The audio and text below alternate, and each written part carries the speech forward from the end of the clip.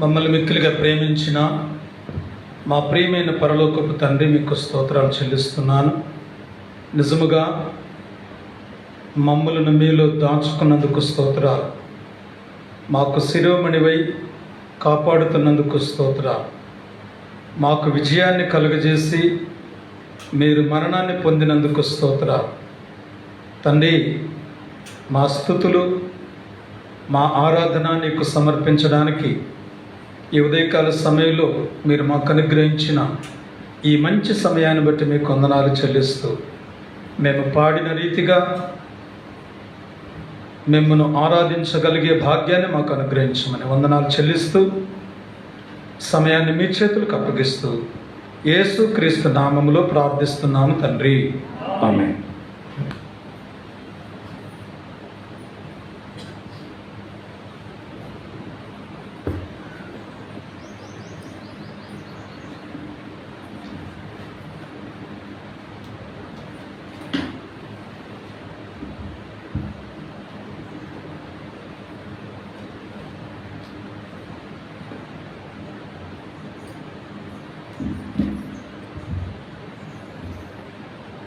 మన బైబిళ్ళు తెరిచి దేవుని యొక్క వాక్యాన్ని ఉదయకాల సమయంలో మనం చదువుదాము.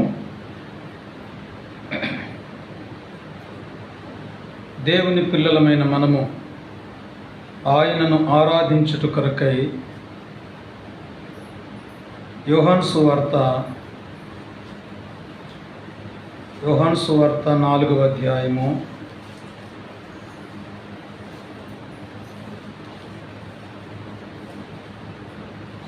23-24 వచనాలు మనం చూద్దాము. అయితే యథార్థముగా ఆరాధించువారు ఆత్మతోనూ సత్యముతోనూ తండ్రిని ఆరాధించు కాలము వచ్చుచున్నది, అది ఇప్పుడు వచ్చేయున్నది. తన్ను ఆరాధించువారు అట్టివారే కావలెనని తండ్రి కోరుచున్నాడు. 24వ వచనం అందరం కలిసి చూద్దాం. దేవుడు ఆత్మ గనుక ఆయనను ఆరాధించువారు ఆత్మతోనూ సత్యముతోనూ ఆరాధింపవలెను. ప్రభు మనతో సెలవిస్తున్న మాట ఏంటంటే, దేవుడు ఆత్మయ్య ఉన్నాడు కాబట్టి ఇప్పుడు మనము దేవుణ్ణి ఆరాధించవలసిన వారం, ఆత్మయైన దేవుణ్ణి మనము ఆరాధించవలసిన వారం. మరి ఏ విధంగా ఆరాధించాలని చెబుతున్నాడు అంటే, యథార్థముగా ఆరాధించాలి. దేవుణ్ణి మనం ఎలా ఆరాధించాలంట? యథార్థముగా, యథార్థ హృదయం అంటే ఇంటిగ్రిటీ, యథార్థత కలిగి దేవుణ్ణి ఆరాధించుట.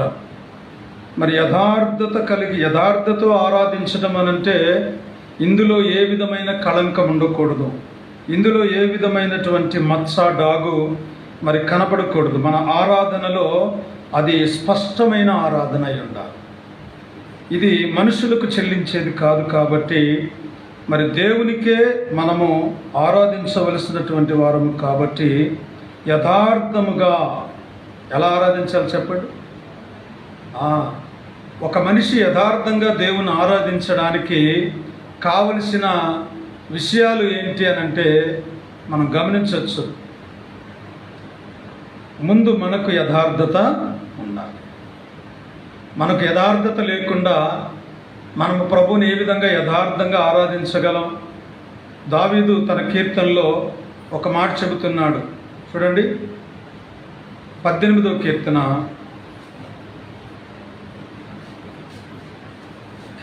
18లో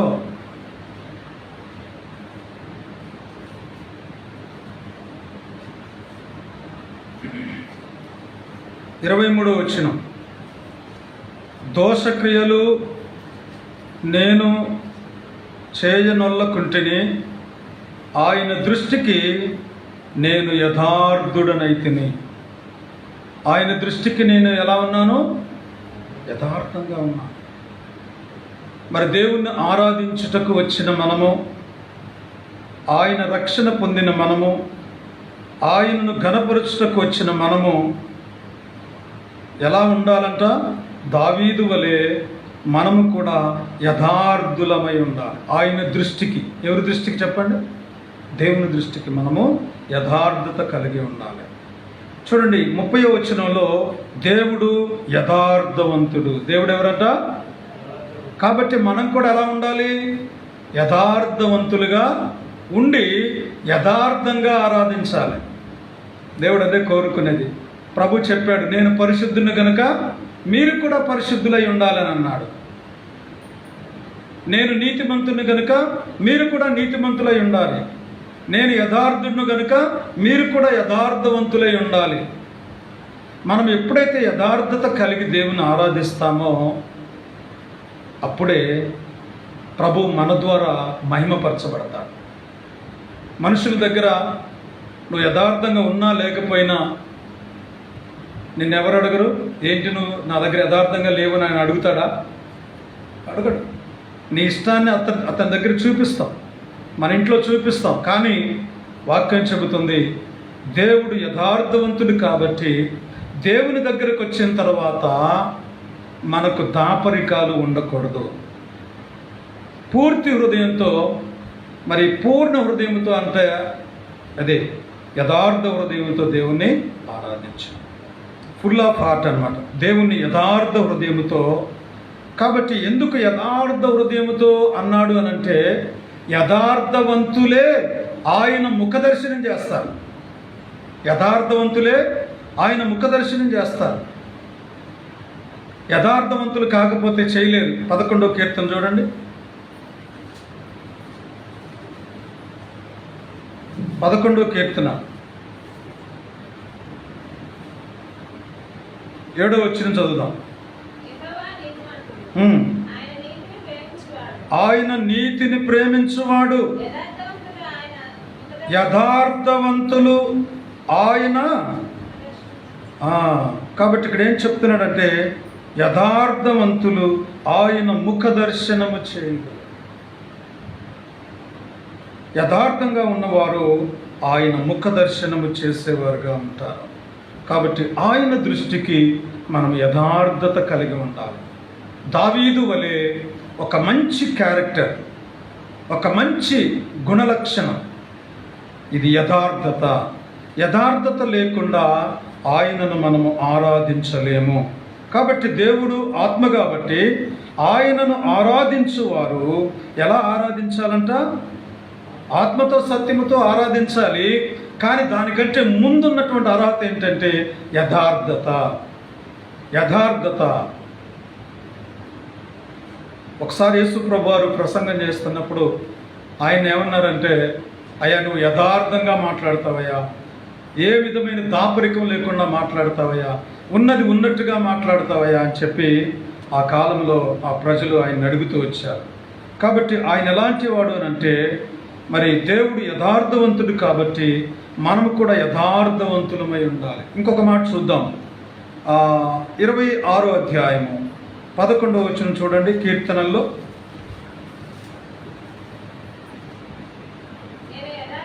నేను యథార్థవంతుడనై నడుచుకొనుచున్నాను, నన్ను విమోచింపుము, నన్ను కరుణింపుము. కాబట్టి యథార్థవంతుడిగా ఉన్నాను కాబట్టి నన్ను నువ్వేం చేయాలి? కరుణించాలి. నీ యొద్ద నడుచుకుంటున్నాను నేను అలా. అందుకే యోబు కూడా ఏమన్నాడంటే, నేను నడుచు మార్గము ఆయనకు తెలుసు. నేను నడిచే మార్గం ఆయనకు తెలుసు. దేవుడే యోబు గురించి సాక్ష్యం ఇచ్చాడు. ఏమని సాక్ష్యం ఇచ్చాడు? 1వ అధ్యాయము 1వ వచనం యోబు గ్రంథం. యోబును గూర్చి దేవుడిచ్చిన సాక్ష్యం చూద్దాం. యోబు గ్రంథము 1:1. ఊజు దేశమునందు యోబు అని ఒక మనుష్యుడుండెను, అతడు యథార్థవంతుడు. ఎలాంటి వాడంట? దేవుడు యథార్థవంతుడు. ఇక్కడ దావీదు కూడా యథార్థంగా ఉన్నాడు. ఇప్పుడు యోబు గురించి దేవుడు మాట్లాడుతూ ఉన్నాడు. యోబు ఊజు దేశంలో ఉన్నాడు, ఆయన యథార్థవంతుడు. యథార్థవంతుడు యోబు దేవుణ్ణి ప్రార్థన చేయటానికి అర్హుడు, అర్హత కలిగిన వాడు. ఎందుకు అర్హత అయ్యాడు అని అంటే 5వ వచనం చదవండి. అక్కడే 1వ అధ్యాయం 5వ వచనంలో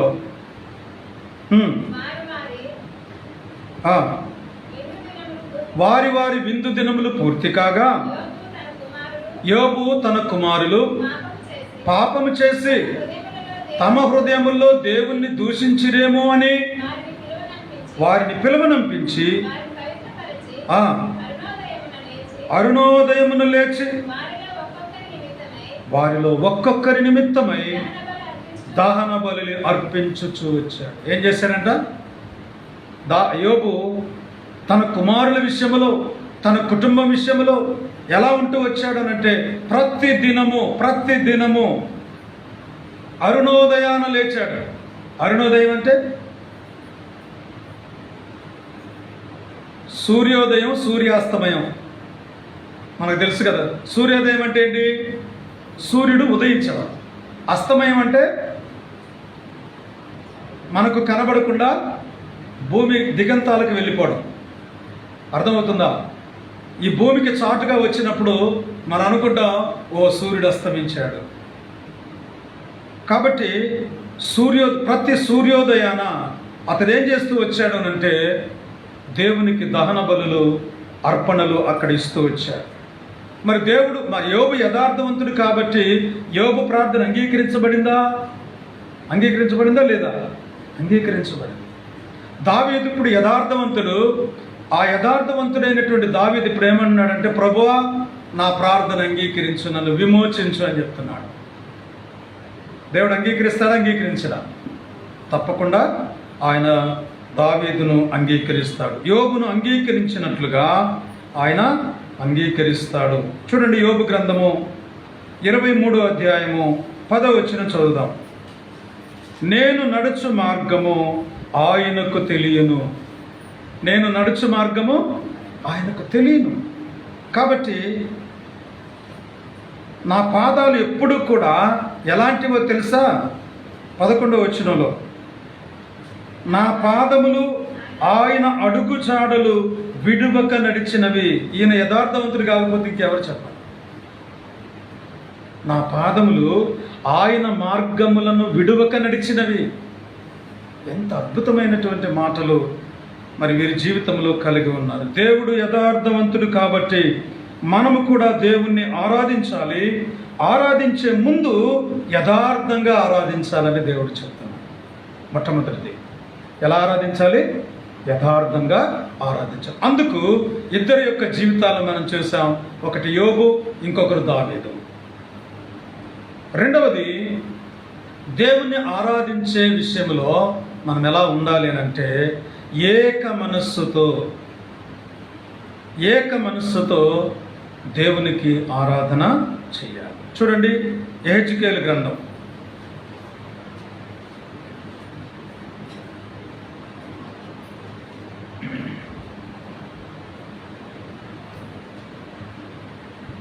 46వ అధ్యాయం. యెహెజ్కేలు గ్రంథం 46వ అధ్యాయం 2వ వచనం.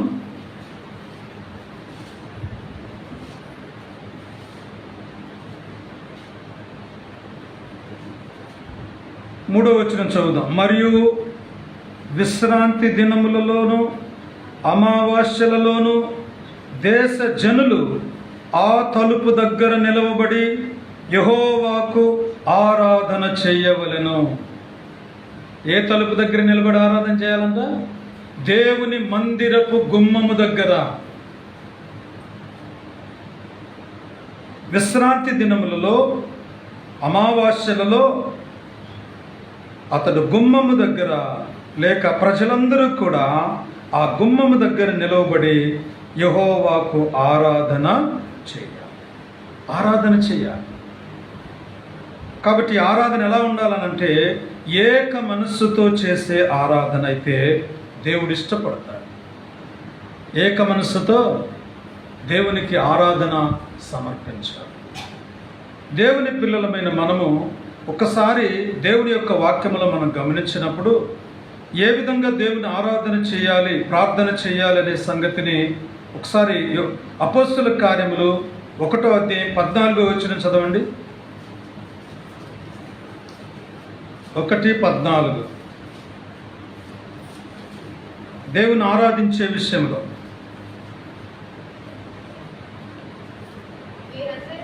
వీరందరూ వీరితో కూడా కొందరు స్త్రీలను యేసు తల్లి అయిన మరియయు ఆయన సహోదరులను ఏక మనస్సుతో ఎడతెగక ప్రార్థన చేయుచుండెరు. ఎలా ఉన్నారంట?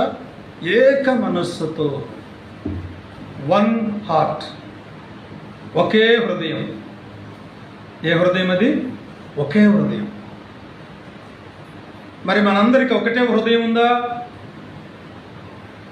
లేదు. మరి ఏ విధంగా ప్రజలు ఒక హృదయం కలిగిన వారైపోవాలి? చూడండి 4వ అధ్యాయం 32వ వచనం.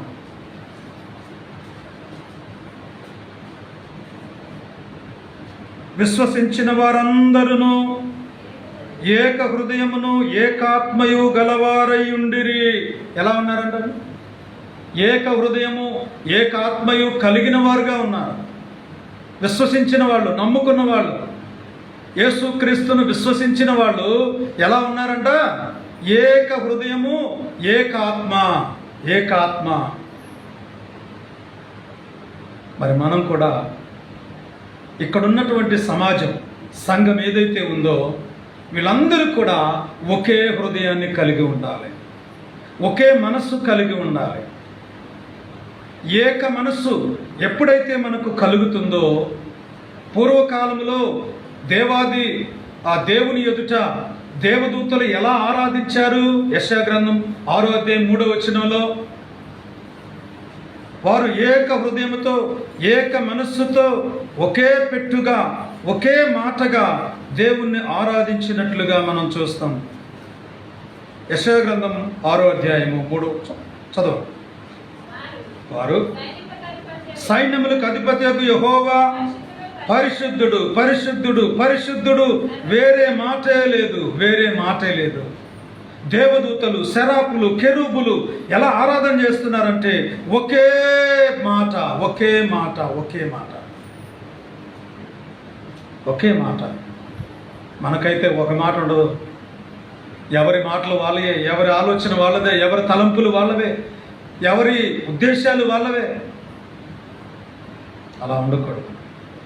మందిరముకు వచ్చిన తర్వాత, దేవుని సన్నిధిలో మనం నిలవబడిన తర్వాత ప్రజలందరూ ఒకే మనసు కలిగిన వారుగా ఉండాలి, ఒకే హృదయం కలిగిన వారుగా ఉండాలి, ఒకే ఆత్మను కలిగిన వారుగా ఉండాలి మనం. ఎందుకంటే దేవుడు ఆత్మయ్య ఉన్నాడు కాబట్టి. ఏమంటున్నారు? పరిశుద్ధుడు, పరిశుద్ధుడు, పరిశుద్ధుడు, సర్వలోకము ఆయన మహిమతో నిండి ఉన్నదని గొప్ప స్వరముతో. స్వరము అంటే గొంతు, స్వరపేటిక. ఇక్కడున్న ఇదన్నమాట. స్వరములతో అన్నారా, స్వరము అన్నారా? అక్కడ చదవండి. గొప్ప స్వరముతో, గొప్ప స్వరముతో. ఈ గొప్ప స్వరము అనేది ఒక్కటే. అంటే వారు ఎంతోమంది, వేల కోట్ల మంది ఉన్నప్పటికీ వారందరి మాట ఒక్కటే వస్తూ ఉంది. మనోళ్ళ పాట పాడడం అంటే కనుక కప్ప దూకినట్టే ఉంటుంది ఎవరు. కప్ప ఏం చేస్తుందమ్మా? పట్టుకుందాం దగ్గరికి పోతే ఇటు దూకుద్ది, అక్కడికి పోతే ఇంకొక దగ్గరికి దూకుద్ది. ఎట్లా ఉంటుంది అనమాట మన పాటలో. అలా ఉండకూడదు. ఒకే స్వరం ఉండాలి, ఒకే స్వరం ఉండాలి. 24 పెద్దలు, మరి దేవదూతలు అక్కడ దేవుని ఆరాధిస్తున్నటువంటి సందర్భంలో కూడా చూద్దాం. ప్రకటన గ్రంథం 2 ఎలా ఆరాధిస్తున్నారు. ఏక మనస్సు ఏక హృదయం అంటే ఇదే. ప్రకటన గ్రంథము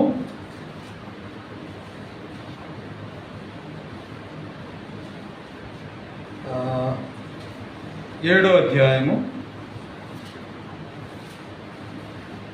10వ వచనం.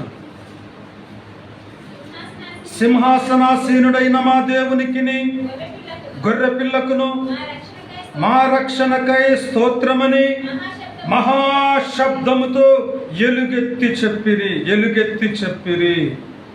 తర్వాత ఇంకొక మాట చూద్దాం. 5వ అధ్యాయము 13, 14 వచనాలు చూద్దామా? 12 కూడా 12 నుంచి చదువుదాం. వారు వధింపబడిన గొర్రెపిల్ల శక్తియు ఐశ్వర్యమును, జ్ఞానమును, బలమును, ఘనతయు, మహిమయు, స్తోత్రమును పొందనర్హుడని గొప్ప స్వరముతో చెప్పుచుండిరి. గొప్ప స్వరముతో. అంతటా పరలోకమందును, భూమి ఎందును, సముద్రంలోను ఉన్న ప్రతి సృష్టము అనగా వాటిలోనున్న సర్వము సింహాసనాసీనుడై ఉన్న వారికి గొర్రెపిల్లకు స్తోత్రమును, ఘనతయు, మహిమయు, ప్రభావమును యుగయుగములు కలుగునుగా కానీ చెప్పుట వింటిని. ఆ 4 జీవులు ఆమెన్ అని చెప్పగా ఆ పెద్దలు సాగిలపడి నమస్కారము చేసిరి. వారంతా కూడా ఒకే స్వరాన్ని ఉపయోగించారు. అక్కడ ఉంది చాలామంది, కానీ చూడండి, మీరు ఆరాధన కొన్ని సంఘాలలో ఎట్లా ఉంటుందంటే అందరూ లేచి నిలబడతారు. ఇక్కడ ఒక టీం ఉంటుంది, ఒక 5గురు, ఒక 10 మందో అట్లా టీం ఉంటుంది. నడిపించడానికి ఒక ఆయన ఉంటాడు. నడిపించడానికి ఒక ఆయన ఉండి ఏం చేస్తూ ఉంటాడు, ఈయన పాడుతూ ఉంటాడు. ఈయన ఆగిపోయినా కానీ వాళ్ళు ఆగరు. అర్థమైందా? అలాగా వీళ్ళని ఏమంటారు అని అంటే క్వైర్ టీం అని అంటారు. అంటే ఉప ఆరాధికులు. మెయిన్ ఆరాధన చేసే ఒక ఆయన ఉంటాడు. వాళ్ళు దానికి ఆరాధనని పేరు పెట్టారు. కానీ మరి మనం ఏ విధంగా దేవుని ఆరాధన చేస్తున్నామంటే మన జీవితంలో దేవుడు చేసిన మేలులను మన ఆరాధన రూపంలో మనం దేవునికి సమర్పిస్తున్నాం. అంతేకాని మరి గొప్ప శబ్దం, లేకపోతే భారీ ఎత్తుగా డ్రమ్స్ కొట్టి, లేకపోతే కేకలు వేసి, అంటే అల్లరి చిల్లరిగా దేవుని ఆరాధించడానికి మనం ఇష్టపడడం లేదు. ఒక తాళంలో, ఒక విధానంలో ఒక పాట పాడినప్పుడు కానీ ఒకే స్వరాన్ని మనం ఉపయోగించే వారుగా మనం ఉన్నాం. ఒక విషయాన్ని మనం చూద్దాం.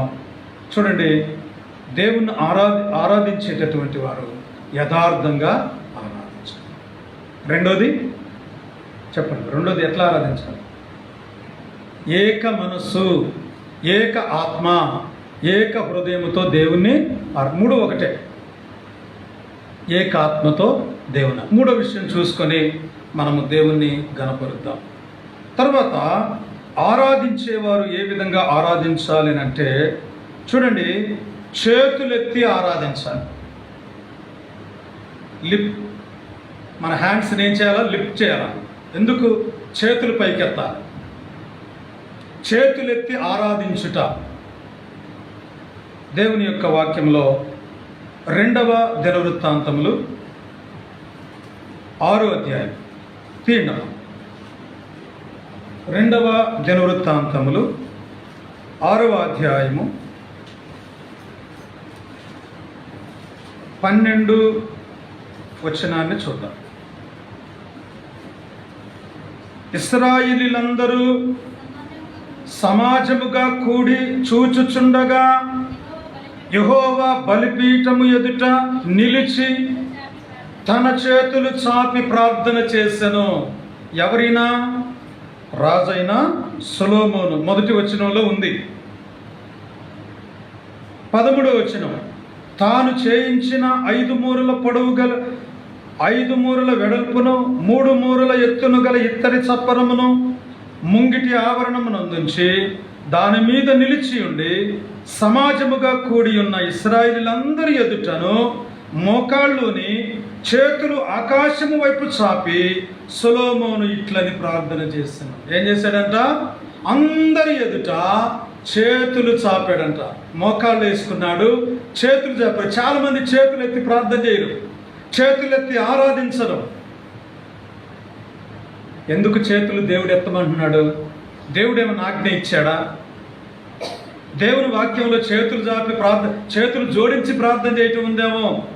చాలాసార్లు అక్కడ ఒక బొమ్మ కూడా ఉంది కదా, ఇట్లా చేతులు పెట్టి ప్రైజ్ లాడని చెప్పేది. కానీ చేతులెత్తి ఆరాధించడం ఏంటి? ఇది ఒక కొత్త ఆరాధన.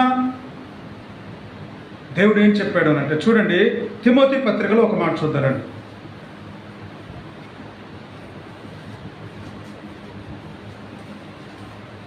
తిమోతికి రాసిన మొదటి పత్రిక 2వ అధ్యాయము 8వ వచనం, కావున ప్రతి స్థలమందును పురుషులు కోపమును సంశయమును లేనివారై పవిత్రమైన చేతులెత్తి ప్రార్థన చేయవలనని కోరుచున్నాను. పవిత్రమైన చేతులు, హోలీ హ్యాండ్స్, పవిత్రమైన చేతులు, పవిత్రమైన చేతులు దేవుని వైపు చాపాలి. అంటే మన చేతులను ఆదుకోగలిగిన దేవుడు. సాయంత్రం పూట తల్లి పొలంలో నుంచి వస్తున్నప్పుడు చిన్న బిడ్డ తల్లికి ఎదురుగా ఎట్లా వెళ్తా చెప్పండి?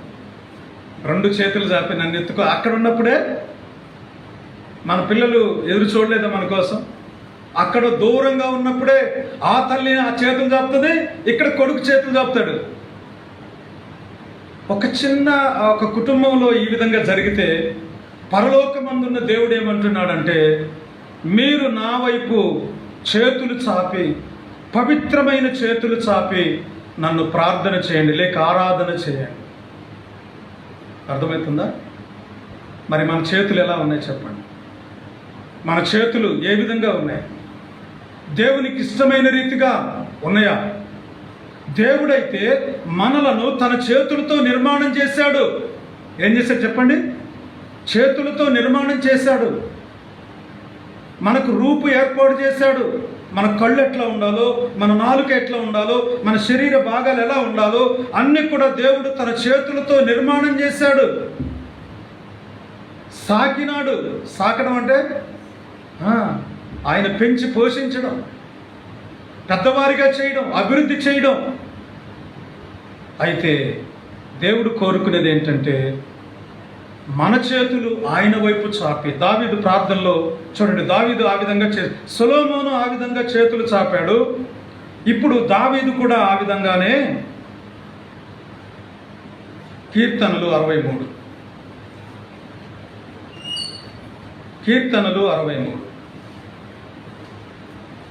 3వ వచనం, నీ నామమును బట్టి నా చేతులెత్తెదను. అర్థమైందా?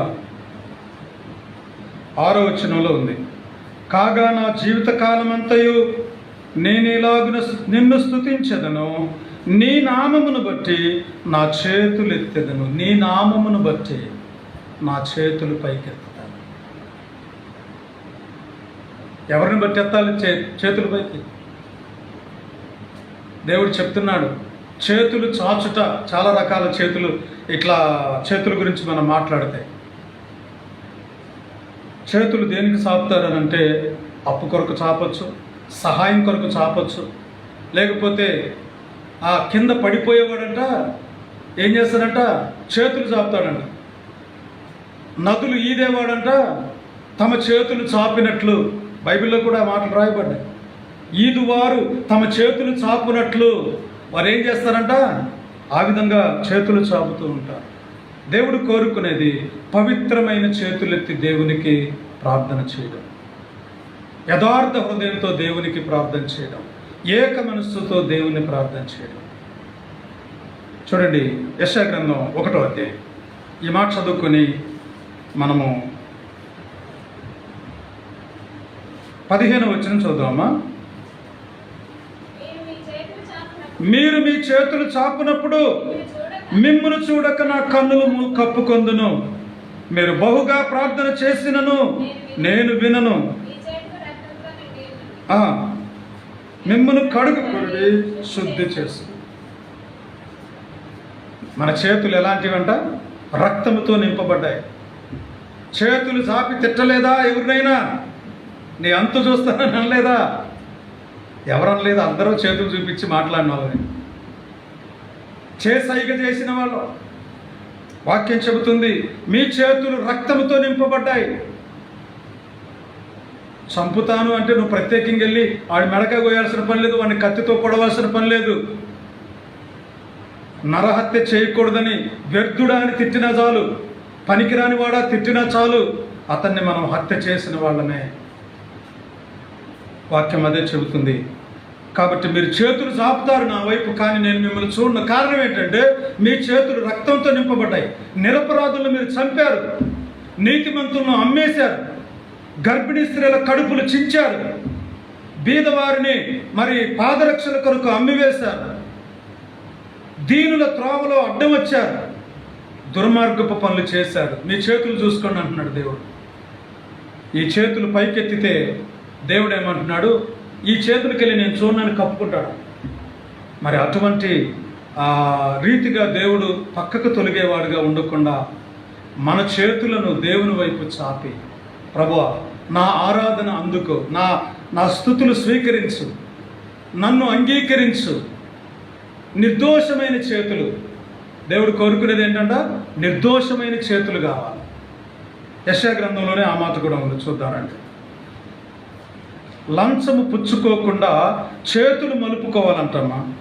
33:15లో చేతుల గురించి వచ్చింది కాబట్టి ఇక్కడ మనం చూస్తున్నాం.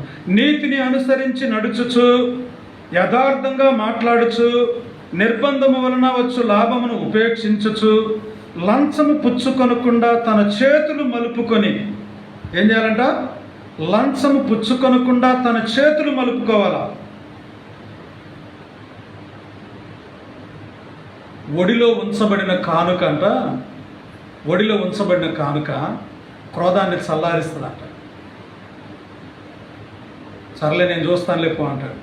అధికారుల దగ్గరికి వెళ్ళయ్యా, పలానా వాళ్ళు నా మీద చాలా వస్తున్నారు కాబట్టి నాకు న్యాయం తీర్చాలని వెళ్ళాడు. అన్యాయంగా అక్కడ అన్యాయ పని చేస్తాడనమాట. ఏం చేస్తాడు, లంచం ఇచ్చేస్తాడు. ఆ లంచము అధికారి యొక్క దృష్టికి గుడ్డితనం కలగజేస్తుంది. లంచమును తీసుకునేవాడు దేశాన్ని పాడు చేస్తాడని రాయబడింది. లంచము కళ్ళకు గుడ్డితనం కలగజేస్తుంది. అసత్యము సత్యంగా కనబడుతుంది, దానికి మోసాన్ని న్యాయంగా మారుస్తాడు. దేనివల్ల? లంచము. మన దేవుడు ఎలాంటి వాడంటే ఆయన లంచము పుచ్చుకొనని వాడు. కాబట్టి మనము పవిత్రమైన చేతులు మన ప్రభువు వైపు చాపి దేవునికి హృదయపూర్వకంగా ఆరాధించేవారుగా ఉండాలి. మొట్టమొదటిది ఏం చెప్పాను గుర్తుందా? 1 యథార్థంగా ఆరాధించడం, 2వది ఏక మనస్సుతో ఆరాధించడం, 3వది చేతులు చాపి ఆరాధించడం. లేచి నిలబడండి, ఒక పాట పాడుకో.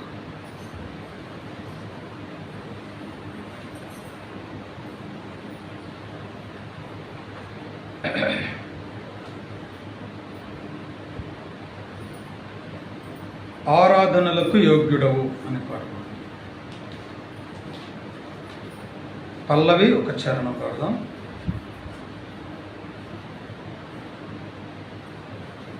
రెండు వందల ఒకటి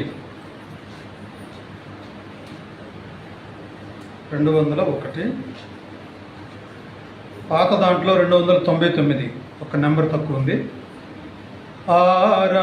ఆరాధనలకు యోగ్యుడవు, ఆరాధనలకు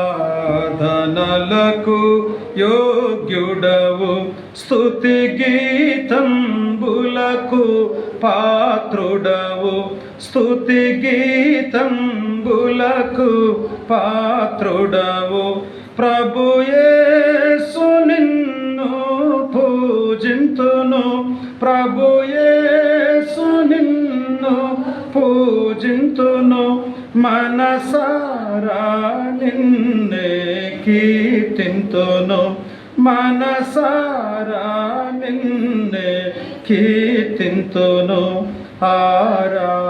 ఆరాధనలకు యోగ్యుడవు, ఆరాధనలకు యోగ్యుడవు. భరించితివి నా రోగములను, భరించితివి నా వ్యసనములను, భరించితివి నా రోగములను, భరించితివి నా వ్యసనములను. అరిగితివి నాకై కలువరికి, అరిగితివి నాకై కలువరికి. పరిహారించితివి పాప శిక్షన్ పరిహారించితివి పాప శిక్షన్ ఆరాధనలకు యోగ్యుడవు ఆరాధనలకు జుడవు నాయతి క్రమములకై గాయపడి నా దోషములకై కొట్టబడి నాయతి క్రమములకై గాయపడి నా దోషములకై కొట్టబడి చిందిన సిలువా